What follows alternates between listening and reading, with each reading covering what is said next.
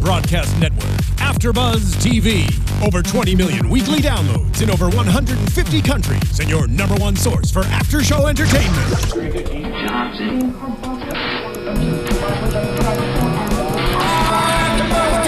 AFTERBUZZ TV, the destination for TV superfans, producing aftershows for over 300 of your favorite TV shows, interviewing celebrities and showrunners, and bringing you behind-the-scenes exclusives. All thanks to E! Entertainment's Maria Menounos, producer Kevin Undergaro, and internet leader Akamai. Now, let the buzz begin!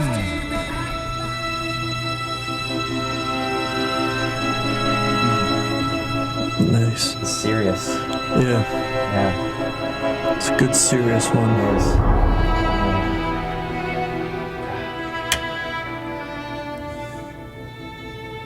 No, I was just Okay, we're just gonna listen to the music. I was just listening to the music. I know it's just so soothing and relaxing. I was just gonna sit here and listen to it all day long. But Okay, great. hey everyone, I'm Scott Moore. You can follow me on Twitter at sman80. That's sman80. And to my right is the lovely, incomparable. I'm Jesse Klein. You can find me on Twitter at JessKlein1. That's JessKlein, the number 1. I've never been called lovely before. Yes, you are lovely. Jesse, you are lovely. And you guys, you all are lovely. So subscribe to us on YouTube and SoundCloud and follow us and interact, because I love hearing your comments, and I know you do too, and you respond a lot on the YouTube. Yeah. And you can follow us on Twitter with hashtag ABTV Defiance to join in the conversation. Definitely love hearing from everybody, because people have some good insight. Yeah. Before we get too much further, we are here for Defiance, the Defiance After Show, Season 3. I still don't know what episode we are anymore, since they've screwed us up with those first two. I mean, technically it's episode 5. 5 now? Yeah. History rhymes. Yeah. But yes, getting back to the comments with everyone did bring up something from last week when we were talking about Stama, saying that she was talking about her human love with Kenya. Yeah. Which is a good point. It was something. I mean, did you remember that? It was more like I wasn't sure. I mean, I knew she was in love with her, but I was thinking more like, I guess, familial love. But that's a really good point. So thank you everyone who commented about that. Yeah, I guess in hindsight, Kenya is who they were talking about. Referring to, yeah. But I still think that Stama does, in general, have a love for the humans. So yes, I think that's kind of what she was talking about, the general love of it. General love and her daughter-in-law and the half-breed baby and all that good stuff. But so it was good. Again, we appreciate all your comments, and it helps us remember too, especially when we come right in and do a show and we just watch the episode, and it's still And especially this last episode just ended very abruptly. It did. It was. I was like, "What?" When it went to the credits, I was like, "Come on!" Yeah. It was a scene that I've been wanting to see, and now I've got to wait another week for it. Exactly, like letting us hold. But I think that this show has now really, in its, I guess, junior season's 3rd year, has really getting its stride, and I'm really enjoying it so much, because we're really getting to learn a lot about the characters. And this one opens with a suburban scene, and we're just there, and I'm like, what is going on? Like, wait a minute, am I watching the right show? Like, it's old school St. Louis. Yeah, it was old school St. Louis. It was great. I mean, basically, I guess it was current day, pretty much. Yeah. And we see we see young Nolan there with his sister. So we've never really gotten this backstory before. And it kind of brings me back, because I cover Orange is the New Black, and it makes me think about that now with the whole backstory of these characters. And I thought it was a very creative way of us learning about the backstory of our lead characters and why they're kind of on this journey together, and I thought it was really creative. Yeah, I mean, the flashback as a device got really popular, like from Lost, like that really used the flashback device. Yes. And I kind of like that this was kind of a different take on it, where characters are kind of going through, they're getting like the Christmas Carol version of a flashback. That's exactly what I wrote here. It was the Christmas Carol version. That's so funny that you said that, but I loved it, and I loved that they went on this journey together. Yeah, and so they're learning stuff, both Arissa and Nolan, that they didn't realize of the other, which was really great. And then we as the audience get to learn about how they kind of met, and how they were as younger, and stuff that we never really got to know before. Yeah, well, and also, I mean, we'll talk about it, but Orisa later on says that she doesn't think it's random that they're being shown that, which means that there's some sort of plan behind it, and that brings up the question: was it the ARC brain that's making them see it? And if that's the case, then what's the ARC trying to tell them? Or is Orisa the one? Because it seems like it ended up being something, and they kept on questioning whether or not things actually happened. That they didn't have memories of the things that happened. And so I think later we'll get revealed like what the point of this kind of narrative that we saw, the story within this story, like what was going on, because it seemed very planned. And like the story was very supportive of Orisa kind of against humanity. So I'm interested to see where that goes. Yeah, it's almost like a propaganda in a sense, like kind of skewing and how negative the humans were. But that was the kind of question that I was going to ask you, is like, you know, they both asked the question to each other, oh, I don't remember that happening. That really happened. And my question is, did it actually really happen, or was this somehow a manipulated scene to slightly skew the reality, or is it because they legitimately didn't remember and now they're seeing it from a different perspective? Because, you know, it's a lot of times where you talk about memories and they can be kind of switched and all from what you thought and your perspective and the time period that's passed. Like, what did you think? Was it really legit? Or I think it legitimately happened. I think it's all about like showing context that, you know, like you could take any relationship and if you go back and pick and choose, you could tear that relationship apart by just picking and choosing certain memories to bring up and kind of support an idea of like, you know, that you can't trust this person, or this person's violent, or like this person, like I think with any relationship you could pick and choose, and if you did not show the positives and you just out of context showed these kind of negative events, it would turn you against that person that you have a close relationship with. And I think this did a very good job, because like we didn't see Nolan protecting Orisa or meeting her for the first time. We saw him exploiting her, and we saw him teaching her how to kill, but we didn't see any like positive or like good memories between the two of them, which we know exist. And I think it was the ARC brain kind of constructing this narrative of like Orisa never trusted Nolan. She never liked him, and she almost killed him. Or was it sort of like how I kind of took it, because I do agree with you that it was definitely what legitimately happened, but kind of taking the emotion out of it, of your own memory, and actually seeing it from a different side, and how it was actually quite different than maybe how you actually remembered it. Like, you know, well, she talks about how she was terrified of him, which I think she should be. Like, if at this point Nolan is the butcher, and he's this guy who's kind of famous for, you know, fighting the VC, and he's seen, you know, there's that guy who's tied up and they're using him as a dartboard, and he stabs him in the neck, and like, of course she's terrified of him. She's, even though he's there protecting her, he's so far only has shown that the aliens are an enemy to him and not a friend. Exactly. And then he tries to make that excuse, oh, well, the times were different, which... People use that for every... You know, that's the thing when you're talking about history. It's like, oh, it was a different time. You know? I mean... Yeah, but then you change. Like, I mean, it is, and I do get that. I do get people evolve, but that's what I thought was great about this, is it had the political undertones again of like what's going on in the world, because basically what's her name from the Tennessee? I always forget her name. You know, they actually basically word for word. Well, I'll find it in a second, but she basically word for word says like peace is within our, you know, reach or whatever. It's basically what Kissinger said at Vietnam. Like, and you knew right away, like when she said that really wasn't the case. And so you see these political undertones in the show, and that was like word for word what she says in that news when they're in that bar.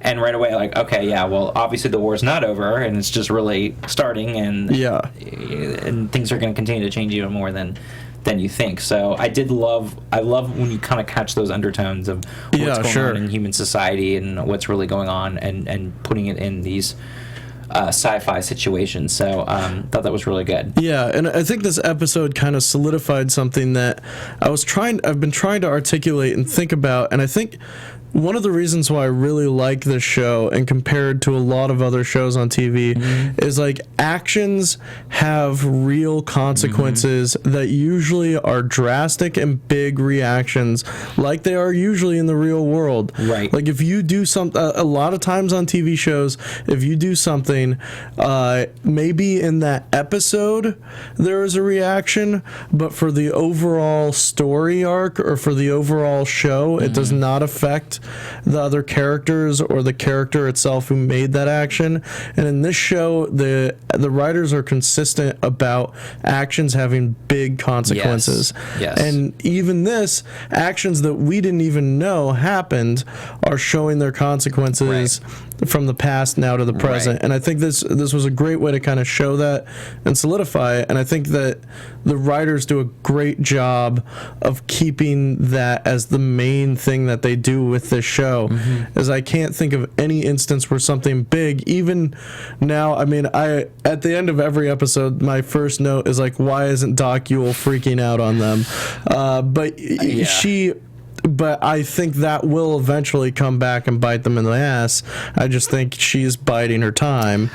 Yeah, I do. I agree with you. I agree with exactly what you're saying, is the consistency, and also now I feel like we're at a point in the series that we get to really learn so much more about these characters and their backgrounds, and like you said, having those consequences and seeing how it's been threaded from the beginning and now where it started.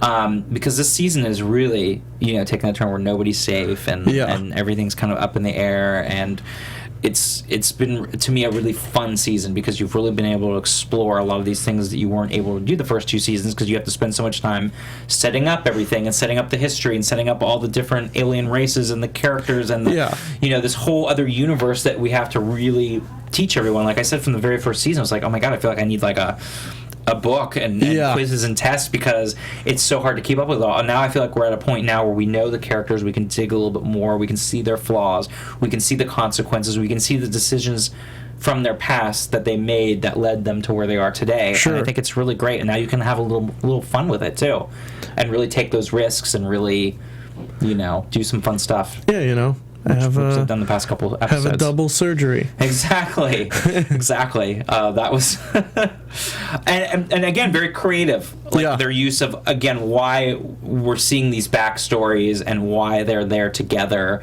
And that was really funny. Like Doc Yule, like before we gloss over, I love the Jon Stewart shout out at the beginning. Young Nolan says, like, Jon Stewart says the aliens are friendly. Oh yes. when they're invading. Yes. I thought that was awesome. That was great. That's what I'm saying. Like, brings it back to like present day time. Also, it was cool to see part of the Pale Wars with like those walkers, and them in a pillbox defending the ammunition. Like, it was cool. We've heard so much about it, so it was really kind of cool to at least see a piece of it. Exactly, kind of see where it all started and see them in their normal kind of like suburban present day America, and get to see Nolan with a sister, which we never really knew about. And someone who prefers Johnny Cash to Taylor Swift. That was great. I think that was. And again, that's sort of like the show getting to have a little bit of fun now and being able to bring some of these pop culture things and really kind of play on that. And I really, really love that. That was fantastic. Also, we didn't really touch upon it last time. Berlin just leaves Arissa in a ditch. Yeah. Like, she is still so cold on her. Of course. I mean, I guess of course, but I mean, everyone knows that she was not the person in control. It was the Arc Brain that was in control. Like it was not Arissa who killed Tommy. It was the Arc. She was not under her own faculties there. But regardless, I can understand where Berlin's coming from, and I can understand that she doesn't care. And really, regardless, it's like saying, well, they're crazy, so it's not their fault. So I'll go, So I understand where perspective-wise, it's really hard for Berlin to still deal with that. Yeah. I agree. Yeah, it makes total sense to me. Yeah. And we'll go on with a little bit more with Nolan and Arissa because they're the main thread of the whole story. But sort of that whole B storyline with Daytalk and Stama again. it's such great lines, like one of the first things we hear about is like him saying, "Oh, he's smelling my wife on his fingers right now." Like I was like, yeah, this was they went there. Like it was there was a lot of graphic things like that he says Detox said. Purple enchanter penis. Yeah. I mean, he says this stuff. I'm like, whoa. Yeah, which is a great name for an indie rock band if you're starting one. Besides the general ROM Talk hologram. Yeah, except for the ROM Talk hologram will open for the purple enchanter penis. Yeah, for sure. I mean, but it was just a really great scene of them again, which I just love their whole back and forth. Yeah, the two of them are, fantastic to watch, and I think Stama, like, I'm very interested to see where they go now that Alak is back.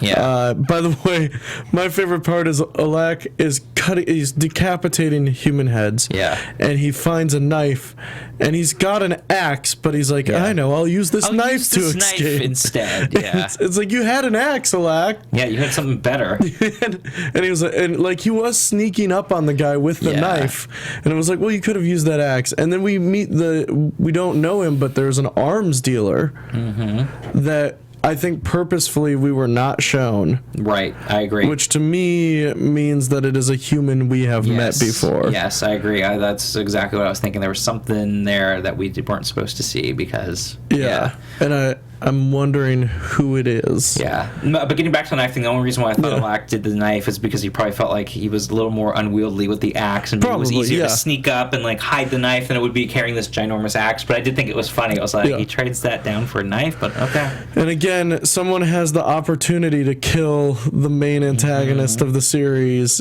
and he does not to do so. Yeah. Instead, he runs away in a roller. Yeah. But he escapes. Alak, surprisingly competent. Yeah, I was very surprised by that. But he overhears, the general talking about his plans and what he wants to do, and so at least he has that piece of information with him when he escapes. But we see at the closing scene that it wasn't at all the homecoming that we were expecting. No. Well, from his point of view, Stama killed Christy, which we talked about going back to that first episode. Is that that's what his perspective is, and when he finds her, I just wasn't expecting that right away. I was thinking, he's gonna downplay it, or he wasn't gonna go right in. So that was not the homecoming I was expecting. Yeah, to have them go right to it, which is a nice little cliffhanger till. Yeah, this was an interesting episode because we also see after the surgery the two Olmec pals kind of like I was beginning to think that the Olmecs were more on board with Defiance and that they were not going to be as antagonistic or like just out and out evil as that we were expecting them to. But by the end of this episode, they're talking about the Great Harvest again and like all of that kind of stuff. I think this kind of reset the board for them. It did, and we got to see Kinsey again, which we haven't seen since the first and second episode. Yeah. So we haven't seen her for a few, and we see that she is still very young and kind of, I don't want to say naive, but in a sense... She's brash. She's not really making the right decisions all the time and not really planning it out and seeing the big picture like Tevgen knows from being around. But I don't know. I feel like there's something else there. I know he kind of, Tevgen calls Stama a concubine, and I do feel like there's more of a connection between them, and I still think that it's a leading up to them taking up on Defiance's side, and I've said that from the beginning. I still think they're going to be allies with Defiance. Yes, they still have their own motivations and their reasons why, and obviously... this episode reminded us why he's there, because I think it was if we still kept going on the track where he's too distracted by Stama, we're going to forget like what he's really there for. And yes, he has a purpose.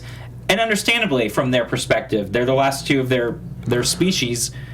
They're going to do what they can to protect themselves and be able to keep it going. So but they're not the last two of their species. They have, a ship full of them. Make a connection, or they could have, if the ship gets destroyed or anything happens, they would be the last two. So they have motivation to keep the species going. I think as long as that ship is up and running, they are enemies of Defiance. Yeah, So unless the VC destroy the ship, I think they are enemies of Defiance and humanity. Yeah. I mean, at some point, are they the bigger enemy than the VC? I mean, that's one of those things, you know. And I still don't know how they're going to play out the end of the season, if they're going to destroy the ship, or if it's like they're going to, are the Omex going to protect them and then go on their merry way and leave. Like, it's hard to say how it's going to end up. It could go either way. And the Omex are questionably strong because they're talking about, you know, Datac saying, "I'll just have to shoot him in the head," and Stom is saying, "I think that would only really anger him." Yeah. So they are really strong. It's not just a myth. He took that poison like a champ. He did. And he's stronger than Kinsey, though. Yes. So you know, Kinsey's more vulnerable. Kinsey took a couple bullets. Yes, she's younger, and so she's definitely more vulnerable.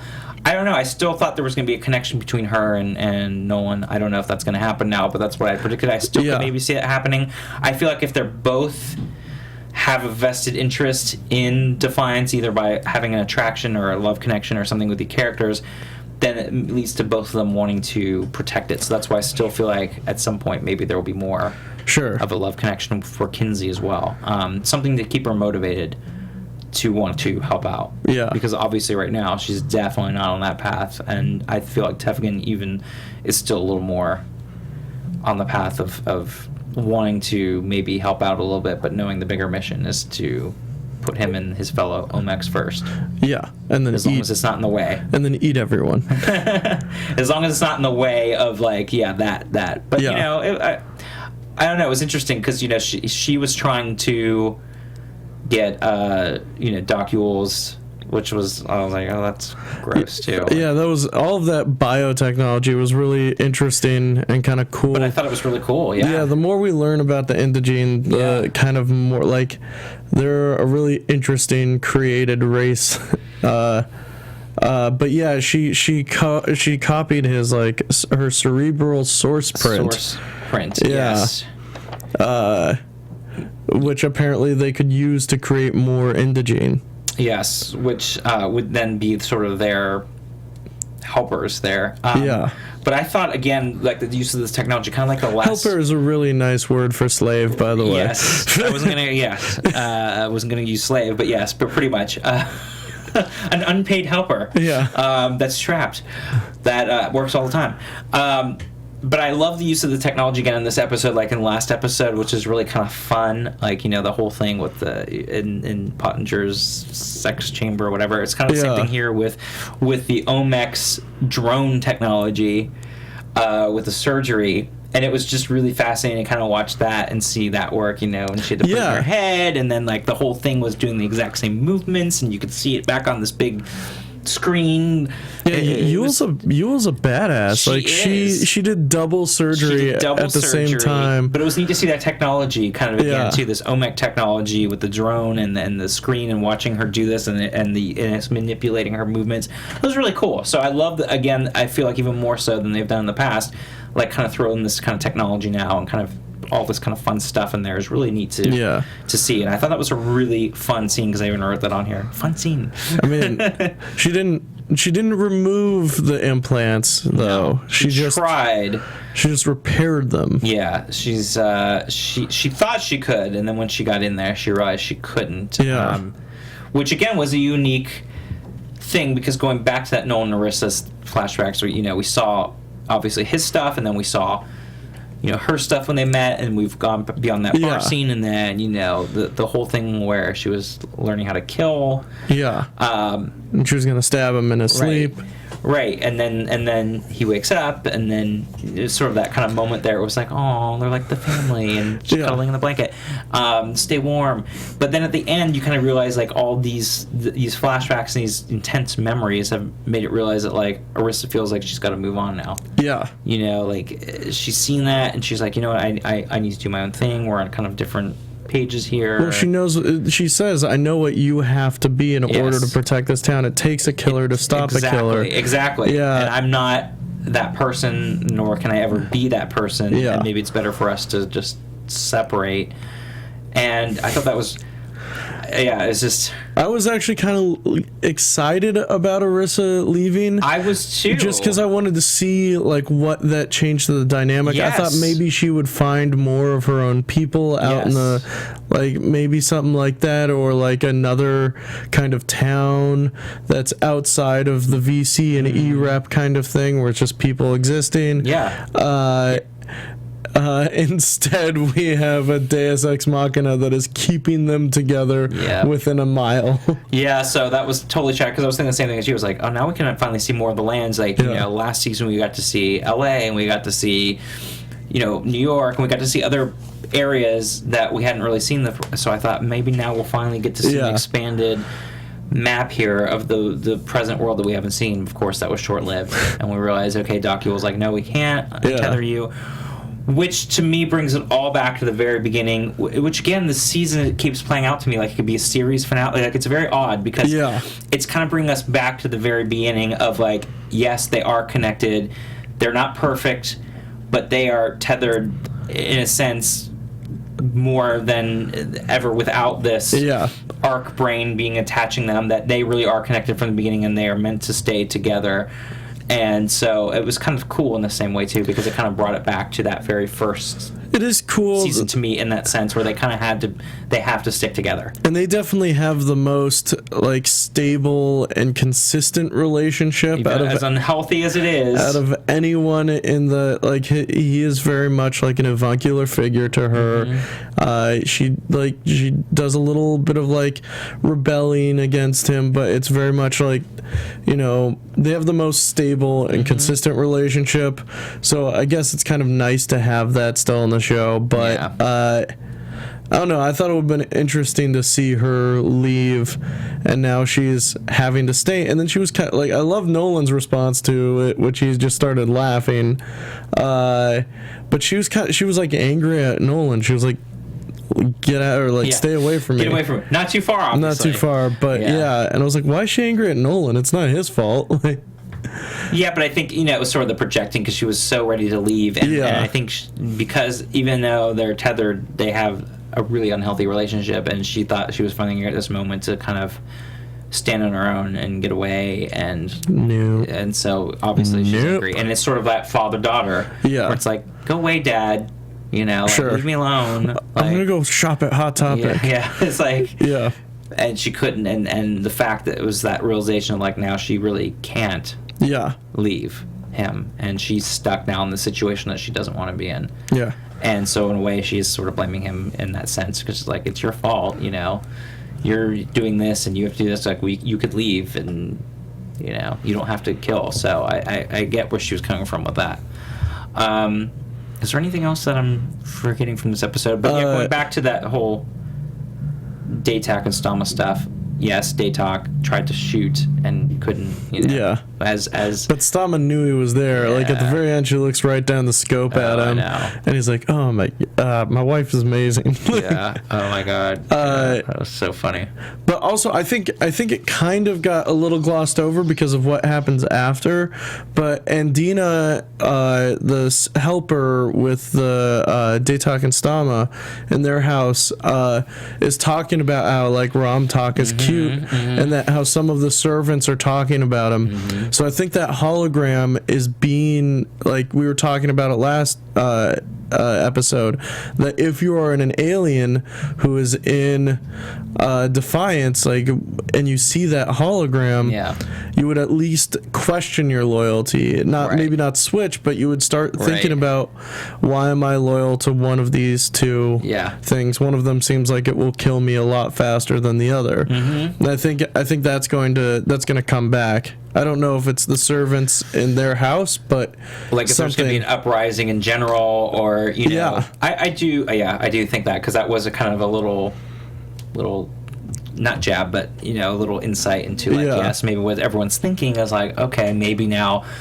there are going to be factions against each other, almost like a civil war in a sense in the town, because there's going to be people taking sides. And I do think you're right that there is going to be some of that, because that was definitely a little key insight there of what may be happening. Also, Yule had an awesome moment when Kenzie was like, if I find out that if you're hacking into our stuff, then I will kill you immediately. And Yule was like, that's funny, because I would take my time to kill you. Yeah. And then she's like, all right, ladies, let's do some surgery. Yeah, I mean, Yule has the best lines. She, to me, is like Jackie and the Roseanne. Like the one that's not the main character, but always has the best lines, because she even says to them at the end, too, when they're so upset, and to Nolan and Arissa, and she's like, why are you so upset? She's like, you guys should be saying thank you very much. Yeah. Now go get a lollipop on the way out. Like, she just has the best lines. I just love her character.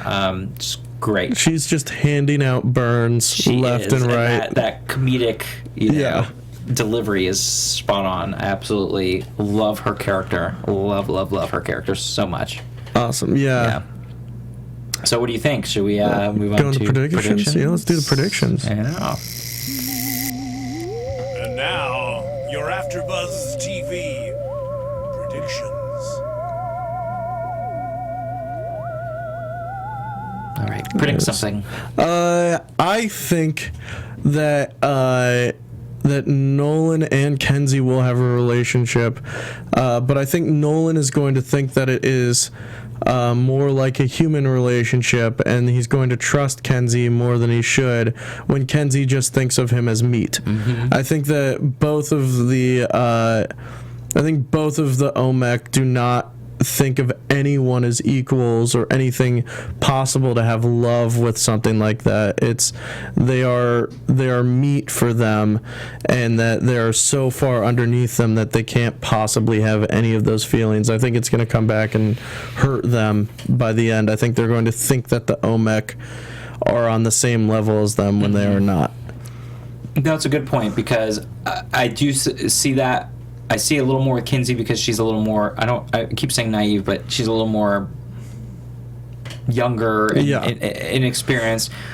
But on the flip side, I feel like there is some actual connection with Tevgen and Stama. I don't think so. And I still feel like there's something there, even though they both feel like they're manipulating. And they both are manipulators, and they're both manipulating for their own stuff. Yeah. But I feel like there is a connection there. The thing I'm wondering is if, kind of going back to what you're saying with the house servants and everything, is like, how is the faction going to be with Alak and his parents? And because you do see like sides and starting to form what's going to happen. Obviously, he's not going to be on the VC side, but are Stama and Daytok, and are what's going to happen with them with the OMEX, and who's going to align with who?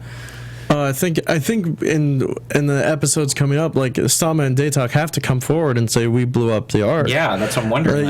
I think there's going to be like a huge kind of like backlash now that Alak is back. Like they have to. Alak is back. Alak is back, baby.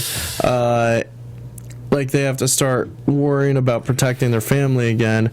I think Daytok might be, because he's like so threatened by Tevgen, like might like be doing something on the side, or like maybe is still in communication with the VC or something like that. But like, I think there's definitely going to be some tension there for sure. For sure, with them under the same roof and everything, and those alliances are going to be really interesting, because I kind of go conflicted back and forth, and obviously even with Nolan and Arissa, there's going to be a lot of tension.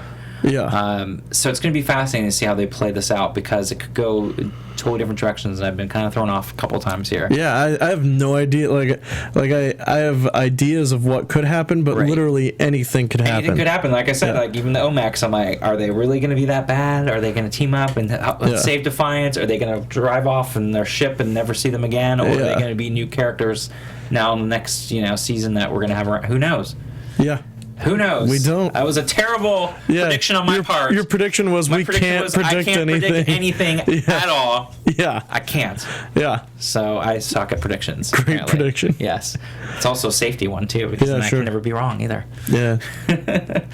Well, until next time, where can they find you in the interim? You can find me on Twitter at JessKlein1. That's JessKlein, the number 1. That's right, because you are number 1, Jesse. Thank you. Number 1 in my book. And you can find me on Twitter Twitter at sman80. That's sman80. I'm also here for Orange is the New Black after shows, and hit us up. Definitely comment on the YouTube. We love your comments. Join us on Twitter in the conversation using hashtag ABTV Defiance. I'm sure we missed stuff that you can definitely fill us in, just like last week with Kenya. We appreciate every one of your comments and your support. Until next time, have a good week, everyone. From executive producers Maria Menounos, Kevin Undergaro, Phil Svitek, and the entire AfterBuzz TV staff, we would like to thank you for listening to the AfterBuzz TV network. To watch or listen to other after shows and post comments or questions, be sure to visit AfterBuzzTV.com. I'm Sir Richard Wentworth, and this has been a presentation of AfterBuzz TV. Buzz you later. The views expressed herein are those of the host only and do not necessarily reflect the views of AfterBuzz TV or its owners or principals.